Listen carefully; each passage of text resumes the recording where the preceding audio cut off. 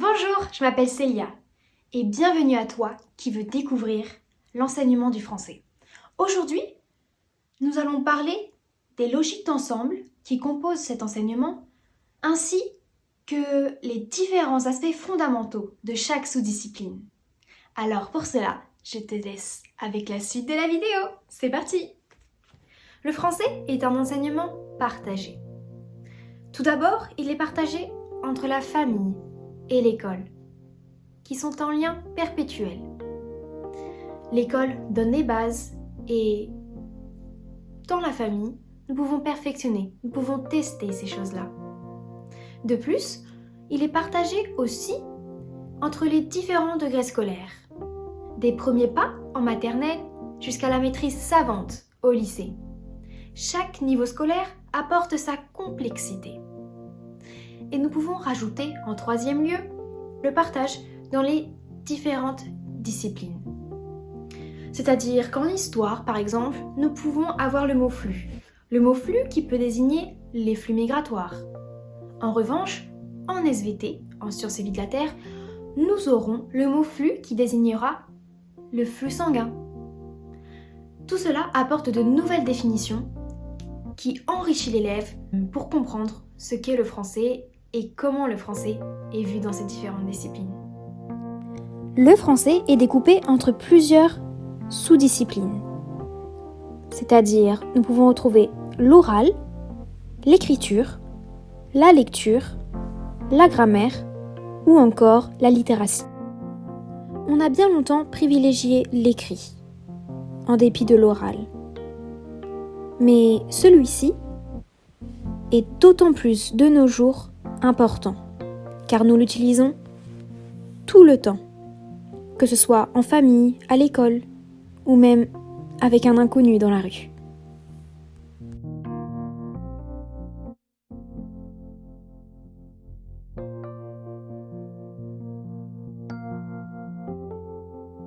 Nous pouvons noter une progression du langage qui part de ce que l'on apprend à nommer, c'est-à-dire le quotidien, tout ce qui est concret.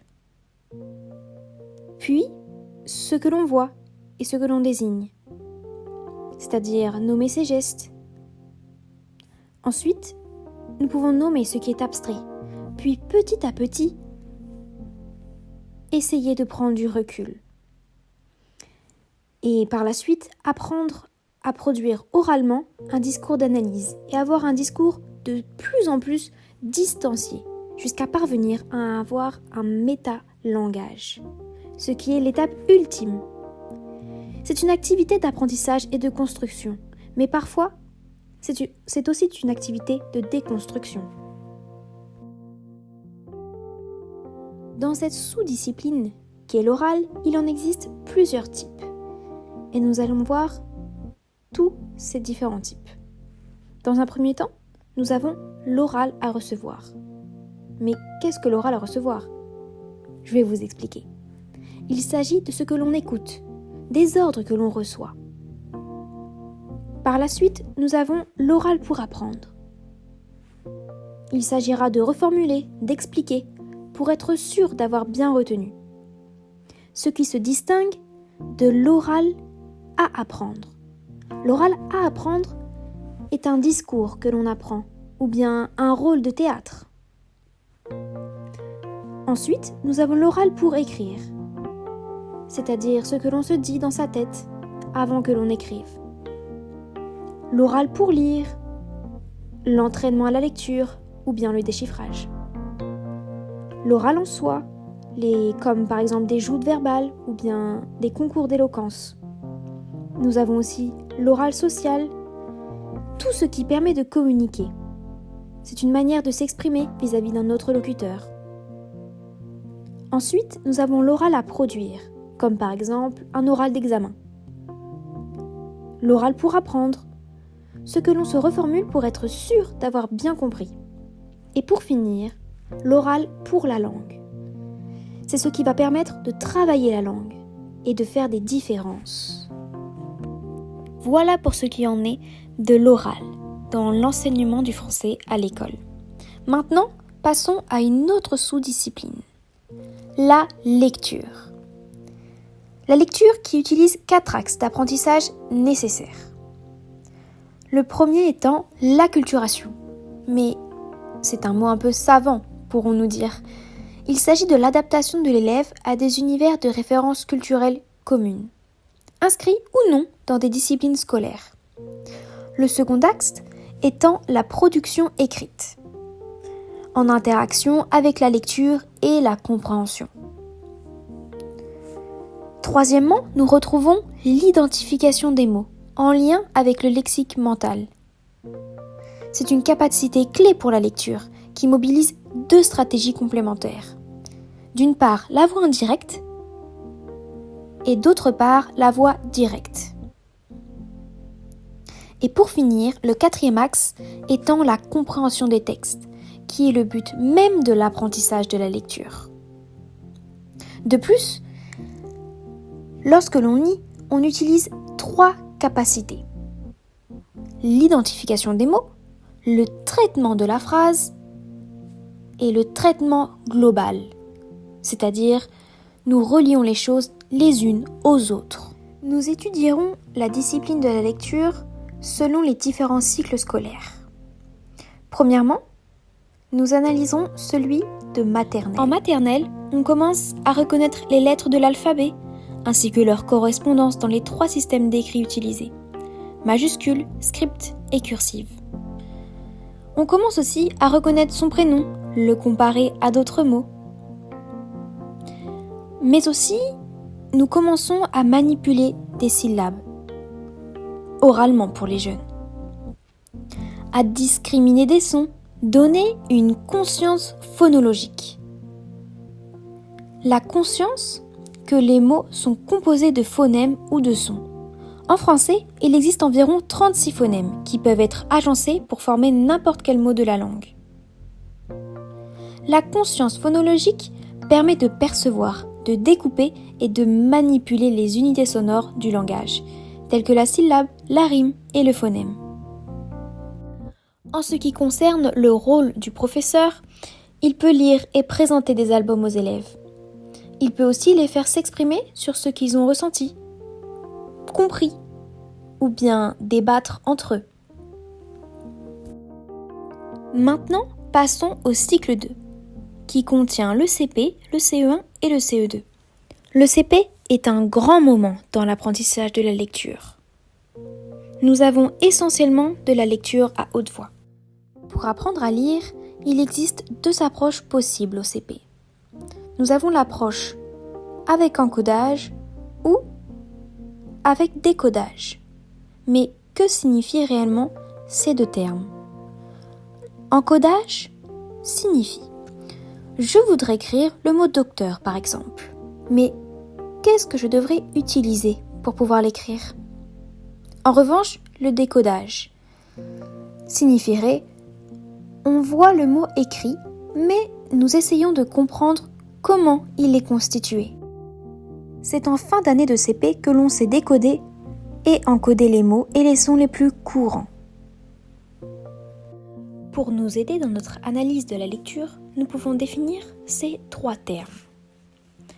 Qu'est-ce que la combinatoire ? Il s'agit du fait d'associer des sons et des lettres entre elles pour créer des mots. Qu'est-ce que l'automatisation ? C'est la lecture de moins en moins pénible et hésitante, et que la lecture devienne automatique. Pour finir, qu'est-ce que la fluence ? C'est la vitesse de lecture fluide. Il s'agit du nombre de mots que peut lire un élève en 1 minute. Pour vous donner un exemple, on lit environ 57 mots par minute pour une fin de CP, et un adulte peut lire environ 200 mots par minute. Il faut toujours préparer la lecture et savoir son intention de lecture. Après avoir défini ces 3 termes qui vont nous être bénéfiques pour la suite de notre présentation, nous allons nous concentrer vers les classes de CE1 et CE2. Dans ces classes, nous travaillons la fluence dans la lecture à haute voix. Les objectifs pour ces classes sont qu'il faut que la lecture devienne précise et sans effort. Il faut alors continuer à lire des albums. Le professeur va accompagner les élèves dans la compréhension des textes pour pouvoir ensuite passer au cycle 3, c'est-à-dire le CM1, CM2 et la 6e. Au cycle 3, nous rencontrons divers objectifs. Dans un premier temps, il s'agira de lire avec fluidité. Dans un second temps, le professeur formera un lecteur autonome. L'élève devra comprendre un texte littéraire et l'interpréter, mais aussi comprendre des textes, des documents, des images et les interpréter. On travaille de plus en plus l'implicite, c'est-à-dire tout ce que le texte nous suggère sans le dire.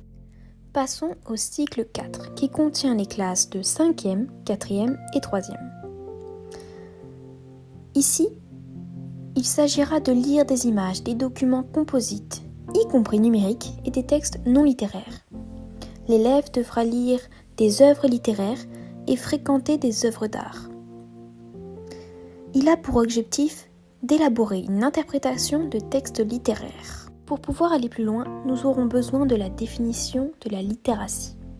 En effet, c'est l'aptitude à comprendre et à utiliser l'information écrite dans la vie courante, à la maison, dans la collectivité, en vue d'atteindre des buts personnels et d'étendre ses connaissances et ses capacités.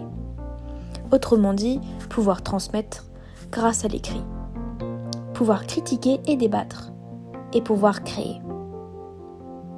Même quand on ne maîtrise pas toutes les techniques de lecture. Ainsi, au lycée, il y a un aspect technique inexistant. Nous sommes plus orientés vers la littératie, avec des objectifs de lecture savante. On va travailler 2 axes. Le commentaire, mais aussi via la problématisation des corpus de texte ou de la dissertation. Nous pouvons ajouter aussi que la technique et la littératie peuvent travailler ensemble. Chez un lecteur expert, 3 capacités sont mises en œuvre simultanément et en interaction. Premièrement, l'identification des mots. Secondement, le traitement local qui relève du niveau de compréhension de la phrase. Et troisièmement, le traitement global qui est la construction d'une représentation cohérente nécessitant de relier les informations les unes aux autres. Après avoir analysé l'ensemble des aspects de la lecture, nous allons nous tourner vers la 3e sous-discipline, qui est l'écriture. Écrire, mais qu'est-ce écrire ? Écrire, c'est copier un texte qui est fourni aux élèves.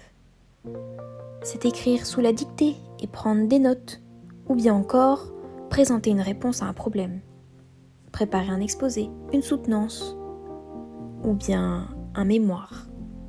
Écrire, c'est aussi raconter, inventer, imaginer et créer. L'élève aura besoin de techniques d'écriture. La langue écrite n'est pas l'addition, c'est la mise en avant de la nécessité de l'écrit. L'élève aura donc besoin de techniques d'écriture, comme par exemple rédiger dans un ordre chronologique, puis faire des retours en arrière ou bien des projections dans le futur. Il faut alors leur montrer des exemples avec des grands auteurs, des exercices au quotidien, comme par exemple écrire chaque jour. On va leur apprendre à revenir à leur premier écrit. Leur montrer des brouillons d'écrivains pour leur permettre d'enrichir leur texte sera peut-être une solution. Nous pouvons aussi créer des grilles de relecture et des techniques d'amélioration, comme par exemple, je fais relire la description de mon personnage à mon voisin, pour pouvoir ensuite m'améliorer. Dès la maternelle, on va distinguer et faire distinguer l'oral de l'écrit. Comme par exemple, nous pouvons dire à l'oral « il n'a rien vu ». Mais à l'écrit, nous écririons « il n'a rien vu ». De plus, il est important d'apprendre les règles en même temps que l'on écrit. Comme par exemple, apprendre plusieurs techniques pour mémoriser l'orthographe lexicale. Ou bien d'abord d'écrire les mots les plus fréquents Il ne faut pas encombrer la mémoire avec des mots rares dont on ira chercher l'autographe dans un dictionnaire. Nous recherchons l'autonomie de l'élève. Petit aparté. Nous pouvons partir des questions des élèves pour pouvoir enrichir notre cours et découler sur ce que l'on voulait dire. Mais il ne faut jamais le laisser sans réponse. Mieux vaut lui dire qu'un jour on y répondra.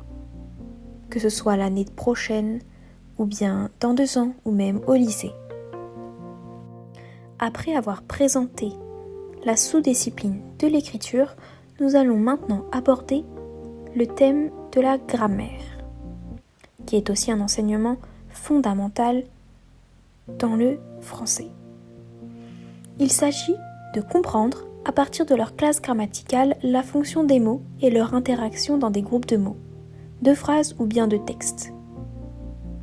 Nous pouvons retrouver aussi la conjugaison, qui est la déclinaison des verbes selon leur mode, voix, temps et sujet, mais aussi l'orthographe grammaticale, qui se définit étant l'orthographe des mots selon le sens qu'on veut leur donner, selon leur place et leur fonction, et donc selon leur accord auquel ils sont soumis. Mais pour que les élèves comprennent à quoi ça sert d'apprendre toutes ces règles, il faut que l'étude de la langue soit au service de la compréhension des textes, littéraires ou non. Par exemple, en lexique, nous apprenons le sens et l'orthographe, et on travaille sur 2 axes. L'axe paradigmatique, c'est-à-dire l'histoire des mots, l'étymologie, le jeu de mots, et l'axe syntagmatique. Pour terminer cette présentation, nous pouvons aussi ajouter que l'enseignement du français n'est pas que le français connu comme nous l'avons tous connu dans nos écoles de la maternelle au lycée. Nous pouvons aussi retrouver le français comme enseignement FLE, c'est-à-dire le français comme une langue étrangère, qui se découvre alors à l'école. Il existe aussi le français langue seconde, plus connu sous le nom de FLS.